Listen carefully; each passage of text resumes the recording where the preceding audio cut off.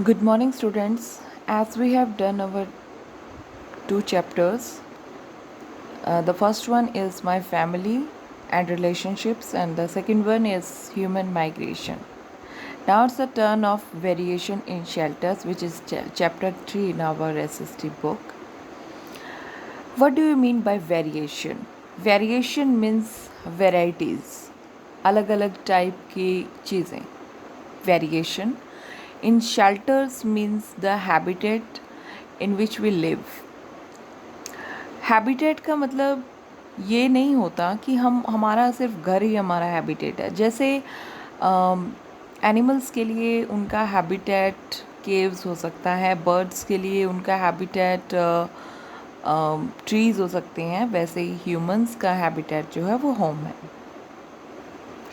अब जब आपने थर्ड में भी पढ़ा है, फोर्थ में भी पढ़ा है कि how many types of shelters, how many types of houses we make, तो यहाँ पर भी हम उसी के बारे में पढ़ेंगे, लेकिन थोड़ा सा ब्रॉडली पढ़ेंगे. Okay, let's get started.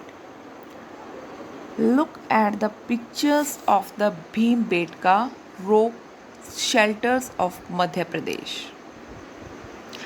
Here are the pictures. These are the pictures of Bhimbetka rock shelters.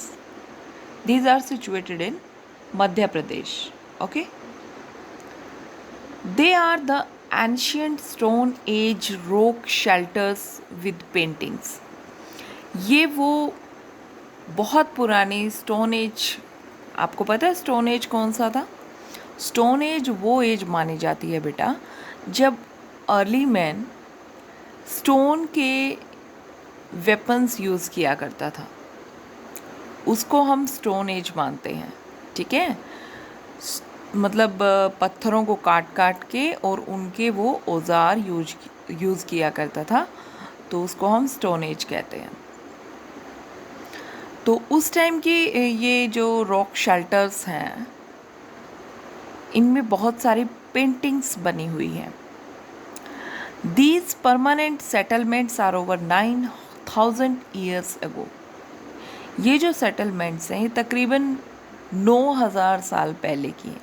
They are 700 in number and have around 400 paintings. वो 700 है नंबर में, टोटल 700 है और करीब करीब 400 पेंटिंग्स हैं उसके अंदर. They give us a lot of information about the life, tools and implements of the early man. इन जो पेंटिंग्स है बेटा, इन पेंटिंग्स के अंदर हमें अर्ली मैन की लाइफ के बारे में, उसके टूल्स के बारे में, इम्प्लीमेंट्स के बारे में बहुत कुछ इन्फॉर्मेशन मिलती है. The discovery of these caves has linked us to the prehistoric man. Isn't it amazing? History of houses. सबसे पहले हम स्टार्ट करेंगे कि हाउसेस की हिस्ट्री क्या है, मीन्स हाउस कैसे बनने स्टार्ट हुए. आपको पता है कि सबसे पहले जब अर्ली मैन ने रहना शुरू किया, पहले तो वो फूड प्रोड्यूसर नहीं था, वो फूड को ढूंढा करता था. ओके, वो उनकी सर्च में इधर उधर घूमा करता था. वो एक वॉन्डरर था. तो उस टाइम उसकी कोई पर्टिकुलर रहने की जगह तो थी नहीं, क्योंकि उसे पता था आज जहाँ वो खा रहा है कल पता नहीं वो होगा या नहीं होगा. वो इधर उधर घूमता रहता था. तो सबसे पहले उसने केव्स में रहना शुरू किया, क्योंकि वो इधर से उधर घूमता रहता था, फूड गैदरर था. ठीक है, तो जहाँ पर भी उसको खाना मिलता था वो वहीं पर कहीं ना कहीं कोई छोटी मोटी जगह ढूंढ लेता था, वहाँ रहता था. जब तक वहाँ उसे खाना मिलता था तब तक वहाँ, और फिर उसके बाद कहीं और. तो सबसे पहले केव्स में रहता था वो. Caves were the earliest form of shelter for man. When the early man gave up hunting and food gathering, he became a food producer. जब पहली बार अर्ली मैन ने हंटिंग छोड़ी, पूरी तरीके से नहीं छोड़ी थी, अब पर कुछ एक्सटेंट तक छोड़ दी थी, और उसने फूड गैदरिंग भी छोड़ दी थी। तो he became a food producer, वो एक फूड प्रोड्यूसर बन गया। This was a beginning of agriculture, ये एग्रीकल्चर की शुरुआत थी। इसके बारे में आपने बहुत अच्छे से 4th क्लास में भी पढ़ा है, 3rd में भी पढ़ा था आपने, कि जब उसने सीखा खेती करना, तो क्योंकि अब खेती कोई ऐसी चीज़ तो है नहीं कि हमने शाम को बोई और सुबह तक वो फसल बन के तैयार हो गई, उसके लिए हमें टाइम चाहिए। तो फिर उसने जब फर्स्ट टाइम खेती करना शुरू किया, तो ही हैड टू वेट कि कब वो फसल तैयार होगी, उसे मिलेगी, तो उसे वहाँ पर रहना पड़ा। तो अब जब वो एक ही जगह पर रहेगा परमानेंटली, तो वो क्या करेगा, वो वहाँ पर कुछ तो बनाएगा रहने के लिए। तो इसी से उसके माइंड में आया कि क्यों ना मैं यहाँ पर कुछ ऐसा बनाऊँ जिससे बारिश से और गर्मी से और जो भी वाइल्ड एनिमल्स हैं उनसे मेरी मतलब मैं अपने आप को प्रोटेक्ट कर सकूं। तो फिर उसके मन में घर बनाने का सोचा। It brought a great change in his life and the type of dwellings. Dwellings means उसका रहना।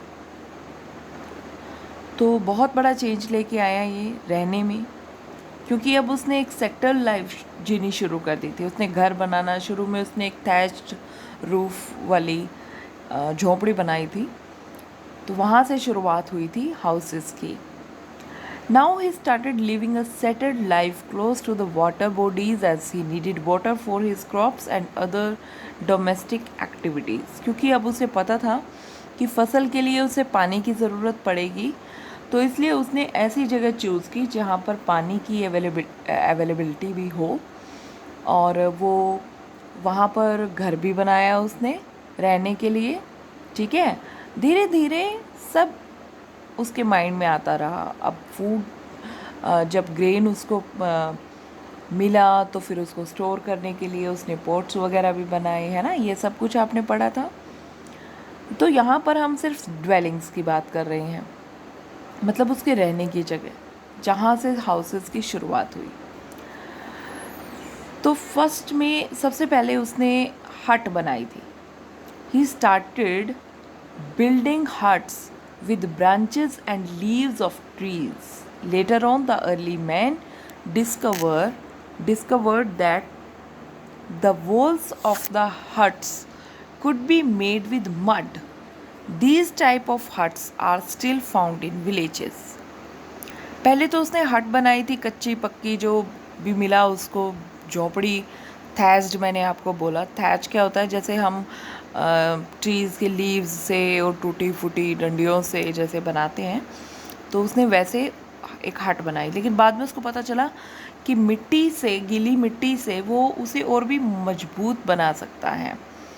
तो फिर उसने गीली मिट्टी का यूज़ किया, और वो गीली मिट्टी आज सीमेंट बन गई है। मतलब हमें पता चल गया है कि क्या क्या चीज़ें ज़्यादा स्ट्रॉन्ग हैं।